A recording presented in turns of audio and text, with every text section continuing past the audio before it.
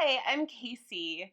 I am a professor in an information science department, and I've done a series of videos about applying for PhD programs, which at some point involves decision making. And potentially one of the most important decisions that you make is who is your PhD advisor or supervisor. This can sometimes have a really heavy influence on which program you decide to attend, which of course is a much more complicated decision than just who your advisor will be. But let's start with that. First of all, the importance of your advisor in terms of how much of an influence it's going to have on your PhD experience varies a lot by discipline, by department, and by how your program is structured. For example, in some disciplines, you don't even have a formal PhD advisor until you're a couple of years into the program. And even at that point, it's more of a service role for them where they're shepherding your dissertation, but you're not collaborating with them a lot necessarily. However, in some fields, like lab-based disciplines, mostly in STEM, your advisor is a close collaborator. They're potentially funding you to work on specific grant-funded projects, and how they run their lab can have a really big influence on your experience as a PhD student. This is one of the reasons why who your advisor is can often mean that you have a very different experience in your PhD than someone else in your exact same program. I don't know how this is going to look for you specifically. Just take what you need from this advice and ignore what isn't helpful.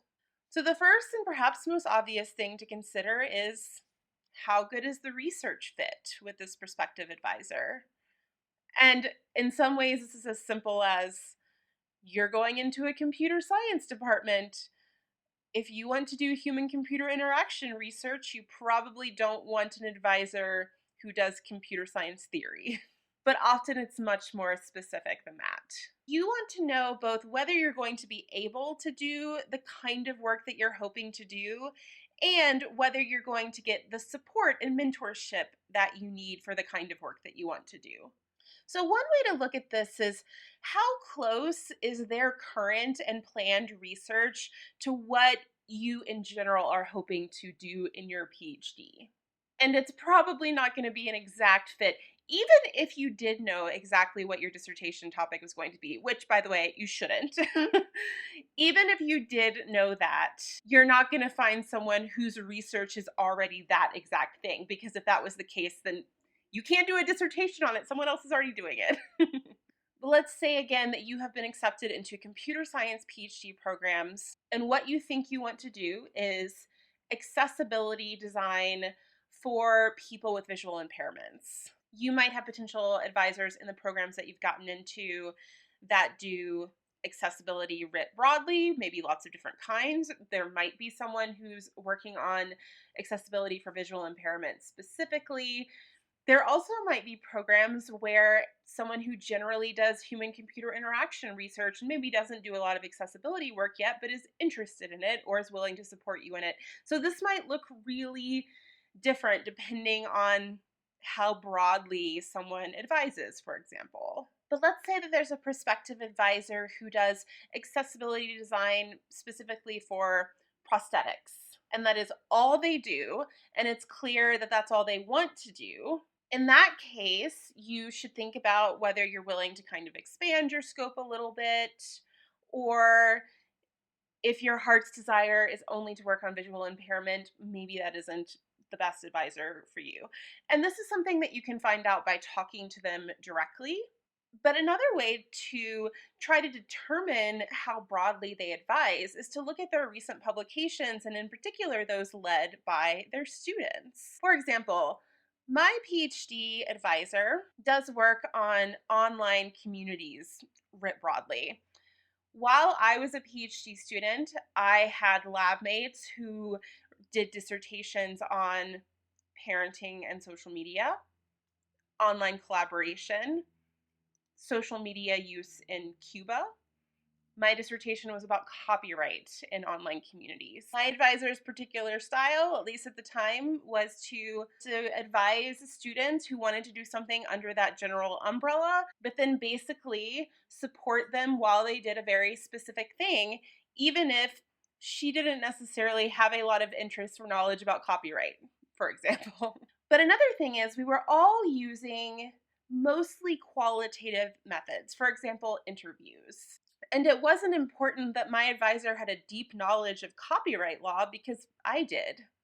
But she was very, very good at mentoring me to become a better researcher through the kinds of methods that I was using and connecting my work to the broader domain of online communities. And of course, also tied up in this is sometimes issues of funding.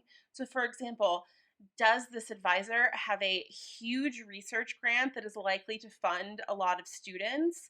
And if so, some of the work that you're going to be doing, maybe it's your dissertation, maybe it's not, is probably going to be under the umbrella of that grant. And so is that something that you're interested in?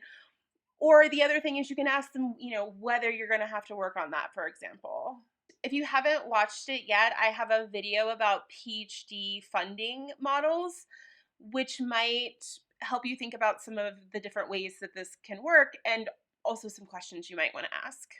Again, this is going to vary widely, and it's something that you can figure out by just talking to this advisor about their research. This could include, for example, talking to them about your ideas and seeing how they react, or even asking a question as direct as, how much freedom do your students have in choosing their dissertation topic? But again, in general, you want to make sure that your advisor is both willing to advise the general type of work that you want to do and also is able to mentor and support you in that kind of work. Now, again, you are not expected to have a dissertation topic when you're applying for PhD programs. And in fact, don't, because you're going to change your mind.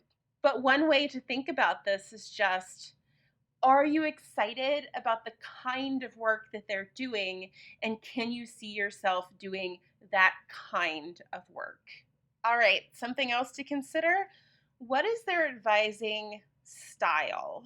This can include a lot of things, from how hands-on they are, to how quickly they give feedback, to how much they respect your time. You need to think closely about what you want and what you need in an advisor, because people are going to be very different. For example, would you rather work very closely with your advisor as a collaborator writing papers together, or would you rather have them support you while you do your own thing? Or is this something that would be best for you if it's a spectrum that changes over time, kind of like an apprenticeship? Another way to consider this is what kind of support you know that you will need. And are they the right person to give you that particular kind of support? What would you consider your weaknesses? And is that something that they tend to help their students with? Do you know that you have certain kinds of anxieties, and do you think that their style is going to exacerbate those or help? Do you feel that you need frequent feedback, or would that be stifling?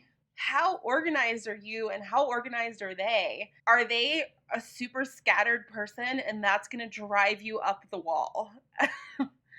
Now, these are things that can be hard to figure out. You can certainly ask a prospective advisor directly, what is your advising style? And they'll give you lots of different kinds of answers depending on how they interpret that question. But that can also tell you something as well about the things that they think are important. But you also should ask their current students this question. And often you can be more blunt when you're talking to students and asking things. You might not feel comfortable asking a faculty member, how quickly do you give feedback? But it's something that you can easily ask a current student, and typically they'll be honest with you. And along these same lines, you probably want to know what their attitude is towards work-life balance. And this is something that's going to be more or less important depending on your personal circumstances and how you feel about this. And this also might be something where it's going to be difficult for you to get a clear answer directly from the prospective advisor. Though honestly, I suspect that faculty who really truly do think that PhD students should have no life and should spend their life in the lab, they probably want students who want that and might just tell you. And if that's what you want, if you're willing to work like that, then that's good for you to know too. But you might not, in which case, that's a huge red flag. And again, talking to their current students is going to also give you a lot of insight into this. Or even not asking about the advisor themselves, but what is your work life balance like? Though I will say that sometimes current PhD students put that pressure on themselves as opposed to the advisor doing it. And so trying to tease that apart could be really important too. And again, something that might start in terms of work-life balance, etc. Do they respect the things that are important to you? And what that is going to be different for everyone. Again, maybe it's work-life balance. Maybe you have a family. You might consider mentioning this to see how they react, because I can see some potential red flags being thrown out. And some faculty are incredibly supportive of that kind of thing in particular. They might just offer the information that, oh, if you need to bring your child to class every once in a while, you should know that that's no problem. These are really good things for you to know. In this case, you might also want to know about the culture of the department as a whole, in which case, for example, you might want to talk to current students in the PhD program who are parents. Another example might be something like public scholarship. Will your advisor be supportive of your YouTube channel, podcast, op-ed writing because science communication is incredibly important to you, even if it's not something that's moving you immediately towards your dissertation? Or are they going to think it's a waste of your time? And this is something that might matter more to some people than others. The things that you want and that are going to help your quality of life and your goals, it's going to look different for everyone. But you should feel free to bring things up, even ask questions, and gauge their reaction. And on the topic of your goals, you might also consider whether a prospective advisor has the kinds of connections and experience that might be helpful for the particular goal that you have. And this might be more or less important depending on what your goals are. Let's say, for example, that you are 100% set on a certain kind of industry research job. You might want to know if that advisor has industry connections, if they have placed students in internships. And you also want to know if they're supportive of that goal. For example, I hear that some faculty are very concerned with their academic lineage and really push their students towards academia. If that's the case and you really don't want that, then that would be a good thing for you to know going in. One way to think overall about these last few issues is my goal is this, and my personal situation is this. Is working with you going to be conducive to that? And you can ask this in more indirect ways and also ask other people things that will help you get to this answer. Something else that I get asked quite often is how to consider the individual prestige of an advisor, or for example, how senior they are. Like, is it better to be the student of someone with a name?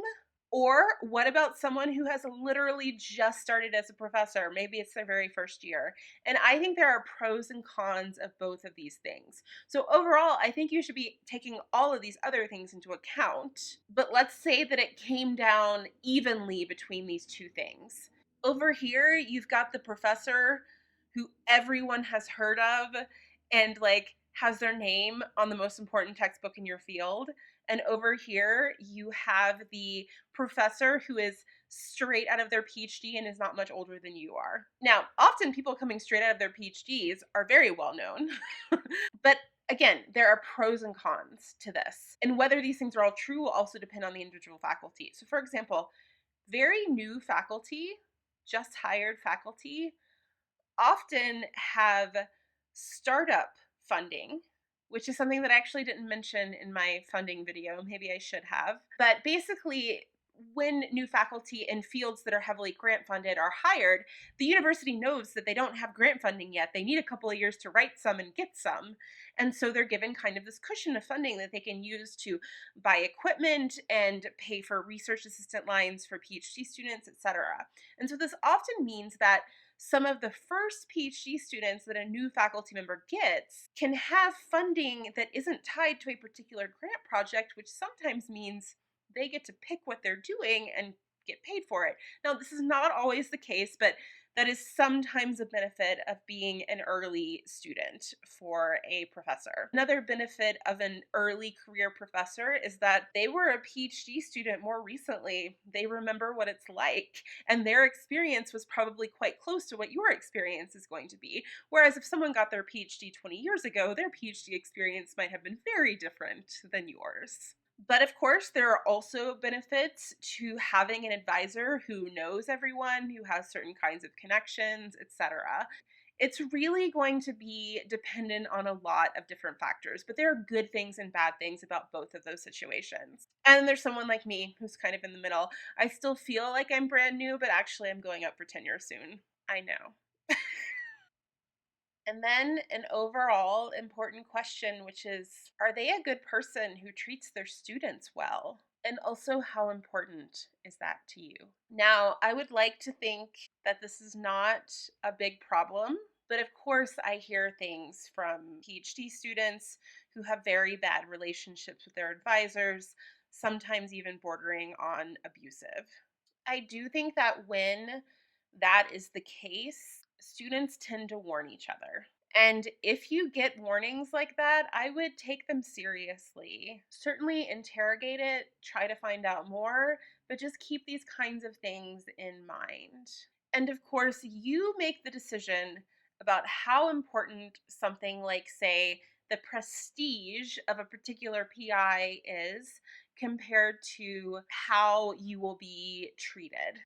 Some people can handle some things that others can't, but you should make sure that you have as much information as possible to make a decision. I sometimes joke that I think Hufflepuffs make the best PhD advisors, to make a Harry Potter reference, but some people would absolutely think that a Slytherin is the best PhD advisor. And I think that's gonna really be different depending on what your goals are and what you want and what you can handle.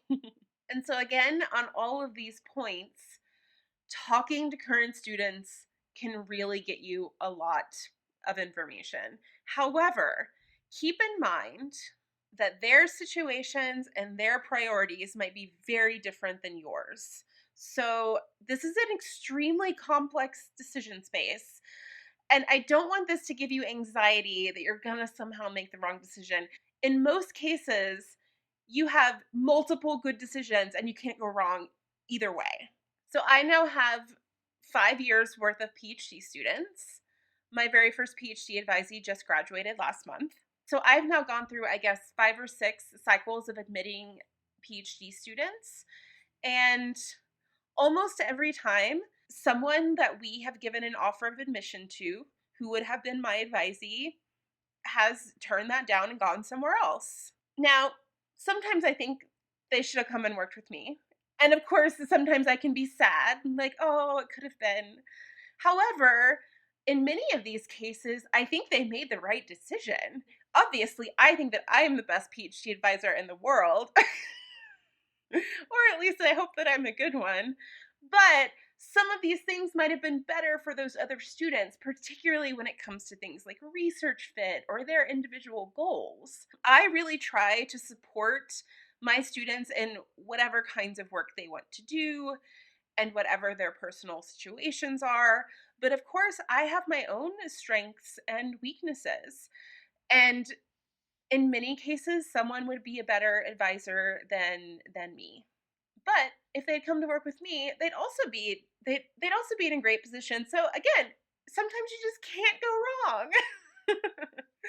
And finally, remember that this is only one part of your decision space. Again, in many fields, who your advisor is might be the number one consideration for what PhD program you decide to attend. However, it's not the only thing. And one of the reasons for this is that you should consider what might happen if that faculty member was no longer in that program. I know that this can be a scary thing to think about, and most of the time it's not going to be an issue, but it is the case that faculty change jobs, they change institutions. Sometimes PhD students go with them, sometimes they don't. Sometimes people retire or leave academia altogether because they don't want to be an academic anymore. These things happen. And if that were the case, would you still feel okay being in that program? And again, this might be a very slim chance, but it's something that you should think about because you also should be considering not just your advisor, but also your entire network of support and mentorship. Who are the other faculty there as well? Are they going to be good potential collaborators, good committee members, etc.? I will talk about this more in my next and probably last video in this series on making the final decision about what PhD program you attend, all of the other things that you should think about as well, in addition to who your advisor will be. I hope that this gave you some ideas for some things that you should think about, some questions that you should ask. If you have more questions for me, feel free to leave them in the comments down below, and I will do the best I can. For those of you who are in this process right now, good luck to you, and I'm sure that whatever decision you make is going to be the start of an awesome PhD journey for you. I'm Casey. Thanks for watching.